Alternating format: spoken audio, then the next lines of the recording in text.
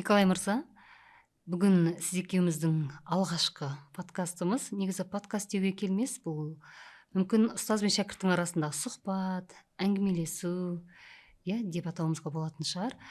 Ең бірінші өзіңіз жайлы қысқаша айтып өтсеңіз. Сәлеметсіз бе, Ердегүл ханым, шақырғаныңызға көп рахмет. Мен Николаймын. Мен Санкт-Петербургте тудым, ал Астанаға екі жарым жыл келгеніме өтті. Сол қазір мен Астанада тұрамын. Астаналық климат, ауа райы маған ұнайды. Ол ылғал емес, ол керемет, маған ұқсайды. Тағы да таза ауа, күннің көзі мол. Менің бірінші мамандығым психолог, ал екіншісі шахмат мұғалімі. Тағы да мен қазақ тілін үйреніп жүрмін. Сол себепті біз сол жерде кездестік. Сізбен солай таныстық, Жалпы қазақ тілі сіз үшін бұл нөлден басталып үйренген тіл, Тіпті қазақ тілі, бұған дейін сіз басқа да тілдерді меңгердіңіз ғой, сіздің тәжірибеңіз бар, тіл үйренуде? Мен шамамен 2,5 жыл үйренуіме қазақ тілін үйренуіме кетті. Ал бала кезімде мектеп оқығанда мен ағылшын тілді, тағы да швед тілді үйренгенмін. Тағы да менің анам ол лингвист, тағы да ол жапон тілін біледі. Ол Санкт-Петербургте жапон туристермен экскурсияларды өткізетін. Мен бала кезімде кішкене жапон тілін үйренді. Бірақ қазір мен тек бірнеше фразалар білемін жапон тілінде. Ал сосын мен француз тілін үйрене бастадым. Бірақ қазақ тілін ол басқа тіл тобына жатады. Сол себепті алғашқыда маған қиын болды. Үйрену қиын болды. Бірақ қазір практика арқылы мен Б1 деңгейім жеттім. Сіз енді Б1 деңгейін аяқтадыңыз деп айтуға болатын шығар. Өйткені ойыңызды емін-еркін жеткізе аласыз, сөйлесе аласыз, түсіне аласыз, байланыс жасай аласыз. Сіз үшін қиын тіл болды дедіңіз. Өйткені бұл түркі тілі, өзі жалғамалы тіл, агглютинативті, агглютинативті, Қандай қиындықтар болды? Біріншіден Астанада орысша сөйлейтін адамдар көп. Екіншіден психологиялық кедергілер бар. Мысалы, егер мен қателесем, не болар екен деп өзімнен сұраймын. Тағы да қазақ тілді ортаны табу керек. Ал Астанада кішкене проблема емес, бірақ қиындықтар бар. Дегенмен сөйлесу клубтар бар, тағы да интернетте қазақ тілді контент бар, бағдарлама бар, материал бар. Демек, сіз өзіңіз жолын іздеп, тілді ортаны тауып, контенттерді көріп, сөйтіп тіліңізді дамытып жатсыз. Жалпы қандай тәжірибеңізбен бөлісіңізші? Тіл үйренудегі тәжірибеңіз, жолыңыз қандай болды? Қызық.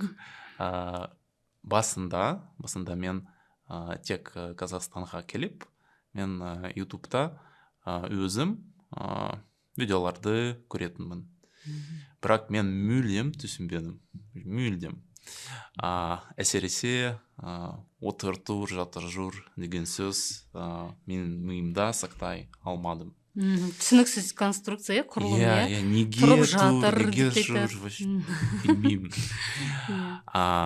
Сондықтан мен қазақ тілді мұғалімін таптым. Тағы да мен күн сайын бір нәрсені жасауға тырыстым. Мысалы, видеоларды көретінмін, подкасттарды тыңдайтынмын, далаға шығып жазбаларды аударатынмын, бәрін жасатынмын. Сосын сіз клубтарға иә бардыңыз, сөйлесіп иә қайттыңыз клуб ма? сөйлесу клуб батл бол деген сөйлесу клубын таптым. Сол жерде біз бір-бірімізбен қазақ тілін сөйлесейік, ойнайық, жайлы атмосферада біздің тіліміздің деңгейін көтеріп жүрдік, иә. Сосын мен бір қызық платформаны таптым, ол сөйлек.kz деген платформа. Бұл порталда өте ыңғайлы ақпарат түсіндіріледі. Және де ол портал деген, сол керемет артықшылық бар. Егер адам қазақ тілін үйренгіңіз келсе, өзіміз үйренгіңіз келсе, ол сол портал арқылы үйрене алады. Ал сосын мен өзім Instagram парақшасын жүргіземін, сол мен бірте-бірте Reels, Stories қазақ тілінде түсіре бастадым. Ол қиын болған, себебі камераның алдында ол нені айтқым келеді деп сұрадым. Дегенмен мен челлендж жасадым. Ол мысалы 7 күн бойы күн сайын сторис жасадым. Қазақша, иә. Солай. Және де мен қазір үнемі практика бар. Менде үнемі практика бар. Мен ютубта тұрақты бағдарламасын көремін. Бағдарламалар көресіз? Бағдарламалар көремін, иә. Тағы да біз сізбен танысып 2-3 рет аптасына қазақша үйренеміз. Ал өткен жылда біз спорттық психологияның құпиялары деген аудиоподкасты түсірдік. Ол балалар арналған, оның ата-аналары арналғанда. Ол қиын болған, бірақ мен үшін өте пайдалы практика болды. Негізі бұл өте жақсы подкаст, сол спорттық психологияның құпиялары деген, иә. Өйткені менде де былай зерттеп қарап көрсем, қазақ тілінде спорттық психология жайлы айтатын ақпарат көзі аз, мамандар аз. Кәдімгі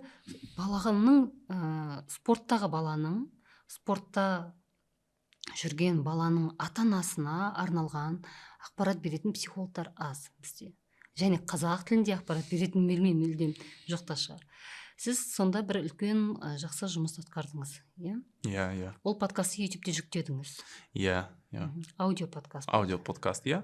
Ол акцентпен, бірақ дегенмен меніңше бұл жақсы. Ол екі тілде подкаст. Ол орысша да, қазақша да.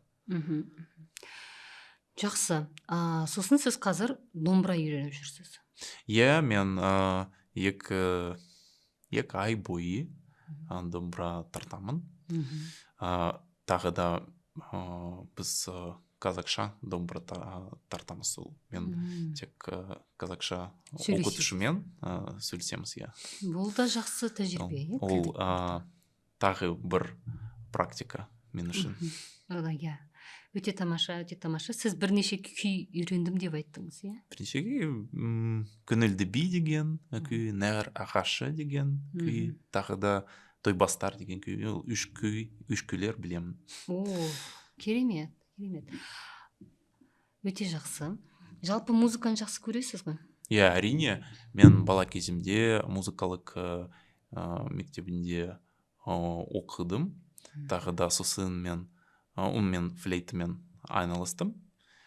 Сосын мен бірнеше топтарда ойнадым, концерттерді өткіздік, альбомдар жаздық, иә. Білем, сіздің көмеймен ән айтуды үйреніп жүргеніңізді білемін. Бұл енді бөлек бір подкастқа арналған тақырып болатын шығар. Өте жақсы, тамаша. Ал сіз өзіңіз секілді тіл үйреніп жүрген азаматтарға қандай ақыл кеңес берер едіңіз? М, үш сәттер маңызды бар.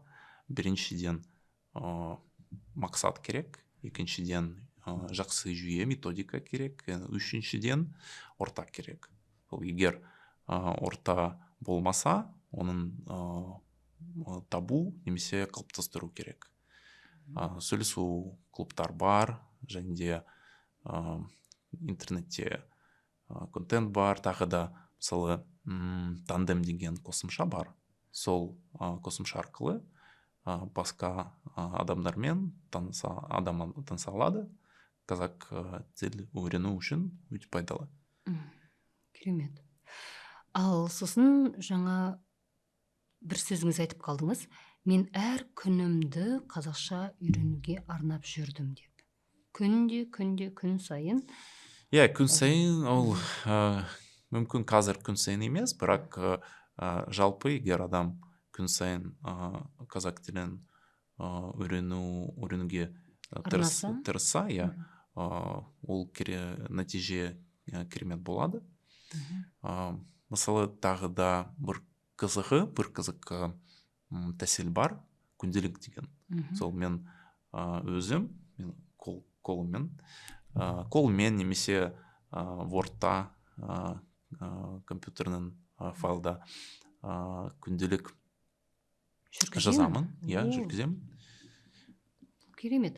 Сонда не істейсіз күнделікке, өзіңіздің ойыңызды? Иә, әдеттегідей күнделік жүргізетін адам ол оның өмірі туралы жазады. Ал егер адам эмоцияларды сезінсе, ол жаңа ақпарат жақсырақ есінде сақтай алады. Сол себепті егер адам өзі туралы жазса, оның қазақ тілінің деңгейі көтеріле бастайды. Бір ескертпе бар, қызық, сол 5 саусақ, 5 дағды: оқу, тыңдау, жазу, сөйлесу және грамматиканы білу. Тағы да 6-шы бар, түсіну, ол жалпы дағды. Және күнделік жүргізу осыған көмектеседі. Осы дағдыларды қалыптастыруға. Иә, рас айтасыз. Сондықтан мен сізге бүгін өзімнің авторлық күнделігімді сыйлаймын. Қандай керемет. Үйренуге арналған. Мен өзім осы күнделік үшін біраз жұмыс істедім, бірақ шығару қиын болды. Сондықтан өз қолымызбен үй жағдайында біз шығарамыз. Осы күнделіктің ішінде жаңа сіз айтқан дағдылардың бәрі бар. Оқу да бар, грамматикалық тақырыптар да бар, жазу да бар. Өзіңіздің ойыңызды да аптаңыздың қалай өткенін жазуға болады. Және тыңдалым да бар. Сондай-ақ бұның ішінде аудио-видео материалдар бар. Олар QR-мен берілген. Сондықтан оны осының ішінен скрин дейміз ғой, солай жасап QR-мен көруге де болады. Сондықтан осы күнделікті сізге сыйлаймын. Және менің бір өтінішім, осы күнделікпен жұмыс істеп, маған шынайы өзіңіздің пікіріңізді, ой пікіріңізді айтсаңыз. Әрине. Қандай керемет. Рахмет сізге. Сізге де рахмет. Ал енді келесі сұрағым, Николай мырза, сіз психологсыз. Иә. Біз өткен жылда әріптестерімізбен психологиялық ассоциацияны құрғанбыз. Ол Евразийская ассоциация емдер Қазақстана деп аталады. Ол ассоциация Қазақстанда жұмыс істейді? Иә, Қазақстанда және де ол интернетте жұмыс істейді. Сіз енді психолог ретінде қазақстандықтармен де жұмыс істеп жүрсіз. Иә. Сіздің алдыңызға келетін біздің азаматтарымыз. Енді мен осы жерде тіл маманы ретінде мені бір қызықтыратын сұрақ. Біздің азаматтарымыздың көбі қос тілді. Иә. Екі тілді, қос тілді сөйлейтін де бар, қос тілді ойлайтын да бар шығар енді. Және орыс тілді азаматтарда көп, баршылық. Ұлты қазақ, бірақ орысша сөйлейтін, балабақшадан, мектептен, орысша ортада өскен азаматтарымыз да бар. Енді олар біздің қоғамымыздың бір бөлшегі ғой. Енді сондай азаматтар сіздің алдыңызға көп келе ме? Иә, келеді. Тағы да мен тек менің тәжірибем туралы айтып отырмын. Қазақтар, орыс тілді келеді қазақтар, оның ішінде кішкентай білмеймін, кішкене конфликт сезінеді. Біздің санамызда ол тілмен тілге байланысты.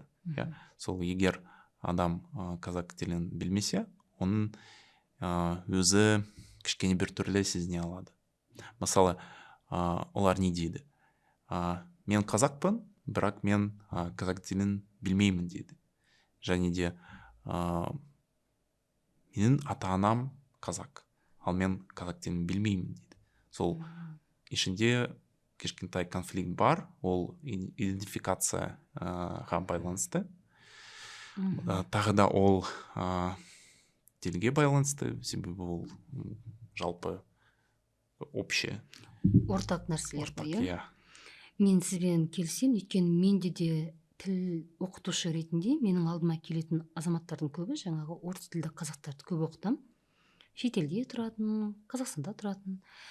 Және олардың көп айтатын нәрсесі осы, жаңа сіз айтқан сияқты самоидентификация, ұлттық, қазақша енді ұлттық мені немесе ұлттық болмысы дейміз.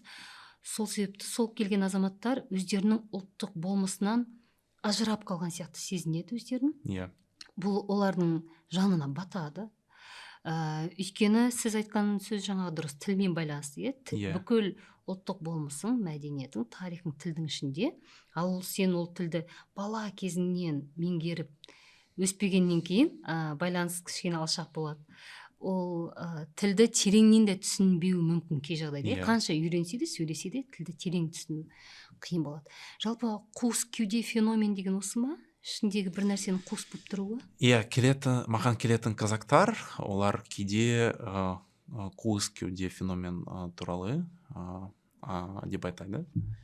Себебі, мысалы, не айтады? Бәрі жақсы, бәрі бар, отбасы бар, жұмыс бар, ақша бар, бірақ өзіміз ішінде бір түрлі сезінеміз деді. Ал бұл не деген? Біздің тамырымыз жоғалтып алды дейді. Сол мен желбіріп жапырақ сияқты сезінемін дейді. Сол тамыр жоқ, мен өзім осы өмірімде, осы үлкен дүниеде өмір сүремін дейді. Сол себепті оның ішінде голод бар, сол сұрақтар бар. Бұл голод деп тұрғаныңыз, бұл ашырқану ғой, яғни ол өзінің тамырына, жаңағы өзінің ұлттық болмысына ашығып тұр, тоқ емес, жаны тоқ емес. Өзімнің кім екенімді білсен, сондай жағдай. Енді осы жерде сіз сол кісілермен қалай жұмыс істейсіз? Жалпы жаңағы өздерінің ішіндегі бір қуысты сезінетін, өзін толыққанды тұлға ретінде сезінбейтін, ұлттық болмысынан ажырап қалғандығы жанына бататын азаматтар бар, жаңағы орыс тілді қазақтар көбінесе деп айтып жатырмыз. Сол кісілермен қалай жұмыс істейсіз? Наш язык, он очень активно участвует в формировании нашего сознания, то есть наши мысли, формы, наши образы, наше понимание мира, оно напрямую зависит от того, на каком языке мы думаем и насколько хорошо мы его понимаем. То есть в детстве ребенок язык учит не так, как взрослый. Он учит через опыт, через эмоциональную вовлеченность, через игры, впитывая это естественным образом. А уже вырастая, взрослый человек, он больше через голову, через структуры, смыслы, через понимание пытается найти, как-то нащупать вот этот язык. И из-за этого бывает сложно почувствовать глубину. То есть, например, человек, выучивший язык во взрослом возрасте, не так его ощущает, как человек, который с детства в нем вырос, и у него там с каждым предметом, с каждой там травинкой, облачком связана определенная эмоциональная ассоциация. И вот, например, казахи, у которых есть знание двух языков, но, например, они с детства воспитывались на русском языке, они часто говорят, те, кто ко мне приходят, да, что я мыслю на русском, мыслю через русский язык, а при этом я сам казах. И как мне вот это внутри себя соединить, чтобы это была часть моей истории, которая мне самому понятна. То есть каждый человек, он живет внутри определенного личного нарратива, внутри какой-то своей истории.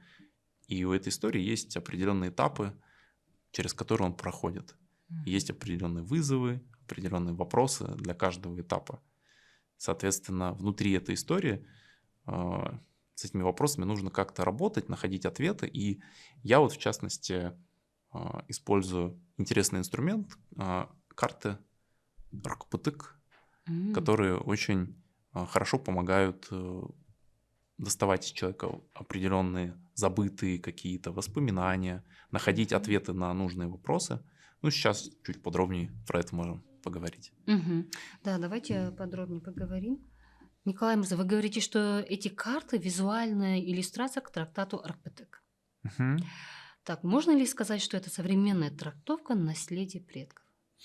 Чуть-чуть историю расскажу, да, что в каждой культуре есть определенные наследия предков, да, там какие-то источники мудрости, артефакты, которые до нас дошли, сохранились в том или ином виде.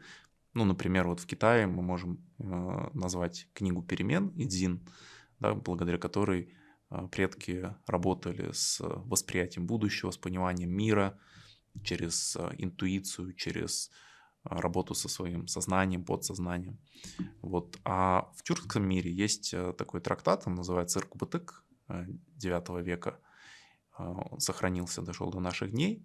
И вот эти карты — это способ такой визуальной адаптации для человека, который хочет понимать свою историю, свои корни и найти определенные ответы для себя. То есть это такая визуальная форма, в которой есть 65 отрывков, то есть в этом трактате 65 отрывков, которые отражают тот или иной срез человеческого опыта. Через эти отрывки можно создавать определенное ценностное поле, внутри которого думать, искать ответы, вспоминать какие-то старые, забытые, для себя важные, ресурсные истории, моменты с детства, юности. То есть, например, приходящие ко мне люди, ну вот особенно казахи, да, они часто говорят, вот если мы работаем через карты, что вот про это мне бабушка, дедушка рассказывали, но я совсем забыл, а это очень важно для меня. И мы с вами, если посмотрим, помните мультик «Головоломка»? Да? Там вот такие были шарики, в которых хранились определенные воспоминания. И мы можем с психологической точки зрения посмотреть на человека как вот набор вот этих воспоминаний, которые формируют личную историю. И если в этой истории нету каких-то пазлов, да, выпали какие-то вот эти воспоминания, то человек, вот этот вот кускюде, феномен бар, то есть он чувствует, что мне чего-то не хватает, тут пусто, тут что-то неприятное осталось. И в итоге как будто есть личная история, но с какими-то пробоями, да, с какими-то пустотами. И как вот если, знаете, мы пазл собираем, вот, не можем найти нужные детали. У нас общая картина себя не собирается. Вот, и запрос есть у людей на эту тему. Соответственно, нужно искать способы, как с этим можно работать. Вот в частности, через такие визуальные образы можно находить, можно сказать, ключ, да, вот к этим каким-то моментам, которые человек забыл про себя. Очень интересно. И получается, эти карты работают с памятью человека, да? Вот с его историей, как вы сказали. Смотрите, да, вот в головоломке я тут выступаю, видимо, как амбассадор этого мультика, но он очень хорошо иллюстрирует принцип работы нашей памяти через ассоциацию, ассоциативным способом, да, то есть если мы где-то себя как-то почувствовали в детстве, то похожие ощущения могут вызывать у нас детские переживания здесь и сейчас. И это не обязательно про какую-то там травму, что-то плохое, это может быть что-то хорошее. То есть если я в детстве там получил какой-то классный опыт, он меня может до сих пор питать и поддерживать. Но если я забыл про него, то я как бы, знаете, как вот есть такая метафора, что человек, он как дворец со множеством комнат, но живет только в одной-двух, а про другие даже не знает и не может найти ключ к ним. Хотя там есть сокровища, там есть сила внутренняя, да, которая ему могла бы помочь. Но он как бы отсоединен от этого внутреннего ресурса, ему нужно просто найти доступ. Важно. Вот в психологии, да, есть такая методики работы с образом. Их много, там метафорические карты, есть эмоционально-образная терапия, есть работа с воображением. Смысл и вообще история работы с образом, мне кажется, она с времен, когда человек появился, то есть даже вот эта наскальная живопись, можно сказать, что это определенного рода работа с образами, то есть настрой на цель, да, человек рисует, как он добычу пойдет ловить, и у него уже есть некая визуальная проекция того, как он себе это представляет. Здесь мы точно так же, глядя на эти образы, у нас активируются определенные нейронные цепочки и возникают собственные мысли, собственные ощущения, то есть мы работаем через проективный механизм. Очень интересно. А как люди вообще воспринимают процесс работы с картой? Знаете, очень интересно, потому что, особенно вот если говорить про казахов, потому что образы, они, ну, очень такие, ну, для тюрк, как будет правильно сказать, тюркские, да, можно сказать, такие образы, которые человек, например, европейской культуры, он по-другому будет воспринимать определенно. И мы с этими людьми, когда работаем через карты, мы как будто бы заменяем иногда большой пласт такой вот вербальной работы, когда с человеком можно долго много говорить, но иногда все равно суть или причина остается скрытой. И иногда нужно там много часов общаться, Да, чтобы что-то несколько найти. сеансов, да? Да, а здесь мы каким-то образом, ну, в обход, я не знаю, каких-то вот этих защит или еще чего-то, добираемся до чего-то важного. Не могу сказать до конца, как именно это происходит, да, то есть механика примерно понятна, но иногда бывает просто удивительно, смотришь на человека, у него загораются глаза, он говорит, вот это то, что я искал. Но я не мог бы ему это словами объяснить, что подумайте вот об этом, потому что это он сам находит у себя внутри, да, в своем каком-то внутреннем мире, да, вот в своей памяти те ресурсы, те образы, те воспоминания, которые ему, вот как вот эти пазлики, встают в нужное место, и фактически они укрепляют его личность, дают ему возможность стать увереннее в себе, больше ценить себя. Ну тогда, может, попрактикуем тоже? Давайте попробуем, давайте посмотрим. Очень интересно. Сейчас так вот открывается. Тут есть книжка с описанием. Можно, да? Да, конечно. Нет, на книжку. Да. Көне түркі такбірнама кітабы. На 3 Тюркская языках. книга гадания.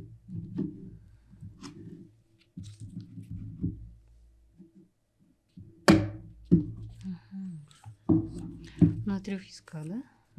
Очень интересно. Да, вы можете попробовать. А давайте. Да, смотрите. Мне нужно будет выбрать, да? Да, смотрите, принцип простой, да, мы можем, вы просто 3 образа, 3 какие-то картинки взять, то есть вы берете, смотрите и просто говорите, что первым вам приходит в голову, то есть ваши впечатления, ассоциации, что видите, что чувствуете, что думаете, какие у вас ассоциации с тем, что вы видите.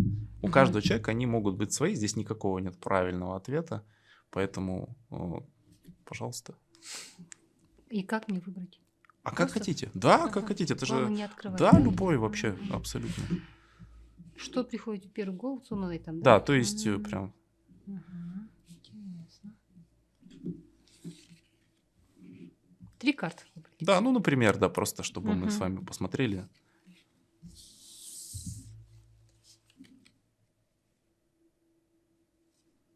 Так, можно, да, показать? Да, конечно, конечно.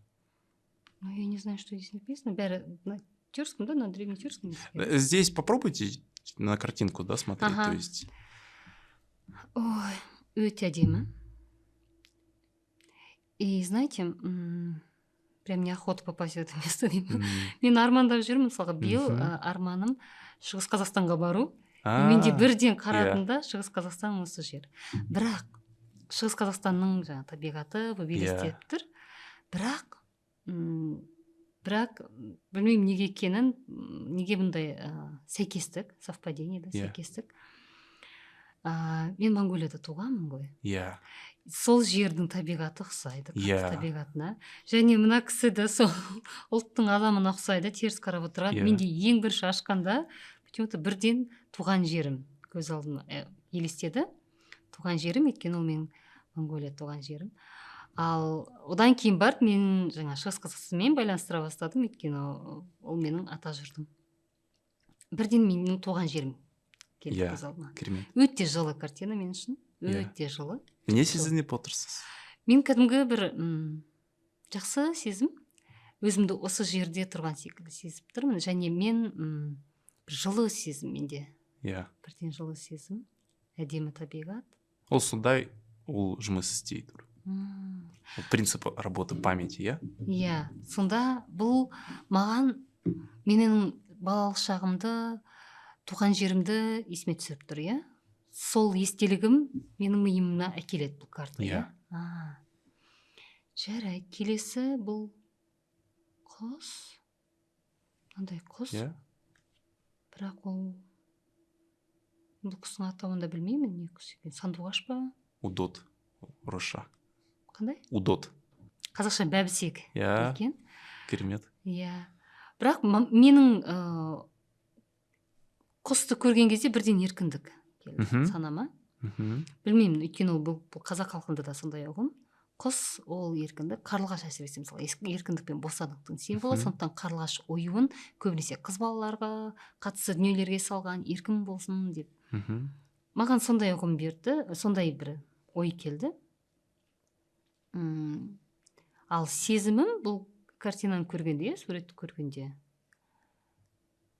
білмеймін, бұл да маған ұнап тұр.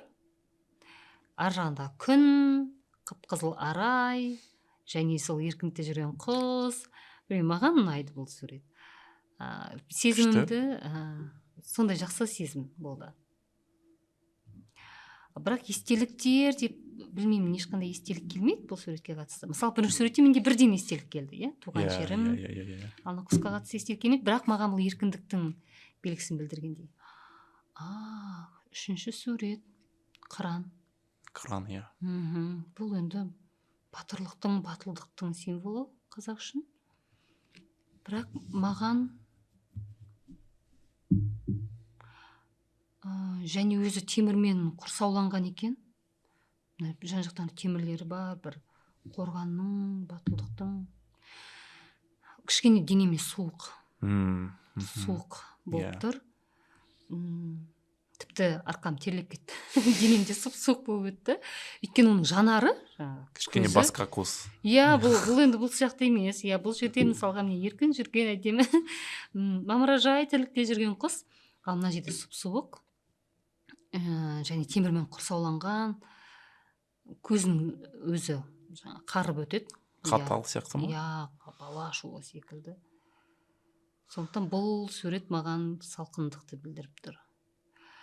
Білмеймін неге екен. Мүмкін біз осы карталарды ашар бұрын жаңа қазақтың тарихымен, ұлттық болмыспен байланыс деген дүниені көп айтқандықтан ба, маған мына қыран біздің батыр бабаларымыз деген бір ассоциация келіп тұр. Білмеймін неге. Өйткені біз сол туралы көп айтып қойдық па.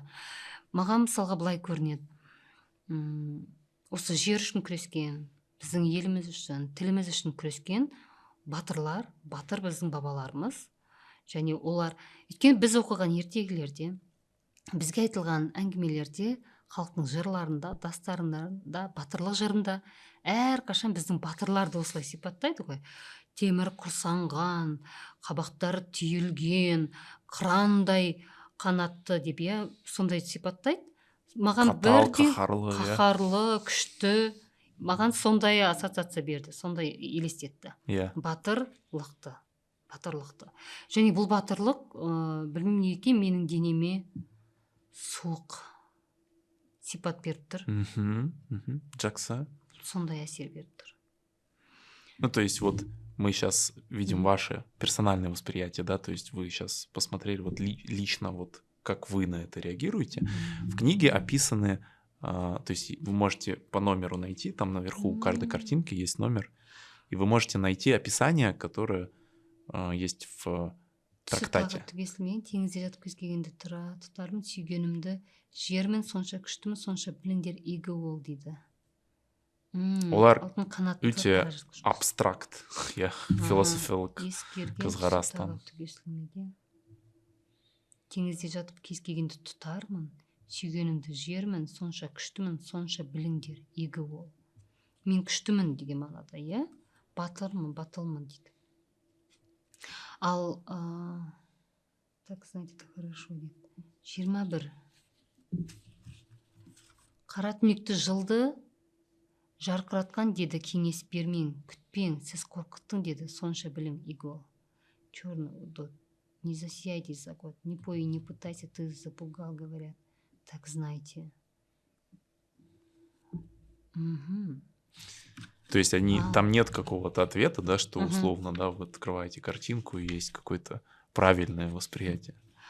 Иә, бірақ ер еңбектеніп барды, тәңірден құт тіледі, тілегі орындалды, қораңда жылқың болсын, өзің ұзақ өмір сүр деген. Сонша біліңдер, игі бол дейді.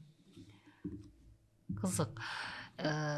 Жаңағы менің қабылдауым және мына кітапта жазылған оның түсініктемесі ұқсас. Иә, мына жерде де міне бірінші суреттегіде тәңірден құт тілейді, көктен құт тілейді, тілегі орындалды, еңбектеніп барды, бақытты өмір, жайлы өмір. Мына жерде де міне жап-жарық қылдырған құс түнектен шыққан дейді, ал мына жерде де батырлық, күштілік білдіріп тұр. Менің жаңа ассоциациям, мына картиналарды көргенде, ол менің өзімнің болмысым. Иә, бұл өзіңіздің персональный восприятие. Иә, мен болмыстық қабылдауым деп айтуға болады. Иә, өте қызық екен. Ал бұл карталарды сіз жаңағы біздің азаматтарымызға көрсеткен кезде олардың қабылдау әртүрлі, иә? Иә, әрине.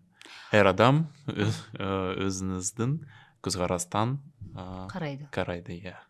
Ал сіз айттыңыз ғой, бір эмоционалды қабылдау болады. Сонда бір жүрегіне қатты жақын қабылдаған, я болмаса қатты қабылдап, немесе бір жылаған, сондай бір эмоционалды күй кешкен состояние, күй кешкен адамдар болды ма? Да, очень по-разному. Да, то есть иногда бывает, что как вот, знаете, в момент резонанса, да, что вот как вы узнали, да, что это вот картинка первая, что она отражает ваше детство, Монголию, да, то есть вот природа, что-то похожее, знакомое. У кого-то такой же резонанс может возникнуть с какой-то другой, там, не знаю, лошадь человек увидел на картинке, или там какой-то сюжет ему близкий, который совпал с его каким-то детским воспоминанием, про которое он совсем забыл, и вот тут оно раскрывается, он вспоминает, и это же не просто какое-то воспоминание, это же часть истории, то есть это его период, как он тогда жил, и у него сразу активируются дополнительные эмоции, воспоминания, мысли, вспоминает тех людей, с кем он тогда общался, с кем жил. Ну, то есть это целый опыт, который он фактически переживает. Это некое поле, в котором он может что-то почувствовать, вспомнить, оживить, вот это вот забытое. Өте қызық, өте тамаша. Бұл еңбегіңізді, бұл жұмысыңызды қазір уақытта сатылымда, иә, түсінуімше? Иә. Сатылымда, өздеріңіз сатасыздар, иә. Демек, бұл карталарға қол жеткізу үшін сізге хабарласу керек, иә? Иә. Жақсы. Тағы да алып қосарыңыз бар ма? Еще добавить что? Білмеймін, қазір мүмкін бәрін айттық. Айттық па? Жарайды онда, Николай мырза, сізге көптен көп рахмет. Өте қызықты, танымды әңгімелесу болды деп ойлаймын. Егер де, құрметті көрермен, сіздің осы карта бойынша сұрақтарыңыз бар болса, бізге жазуыңызға болады, астында пікір қалдырып кетсеңіз болады, біз сол пікір негізінде өзіміз жауап береміз, хабарласамыз. Ал менің күнделігім бойынша да хабарласып астына жазып кетсеңіз болады. Көп рахмет сізге. Шақырғаныңызға көп рахмет. Достар, егер сіздер қазақ тілін үйренгіңіз келсе, келіңіздер. Ақыл азбайды, білім тозбайды. Ой, керемет. Жақсы сау болыңыз. Көріскенше. Көріскенше.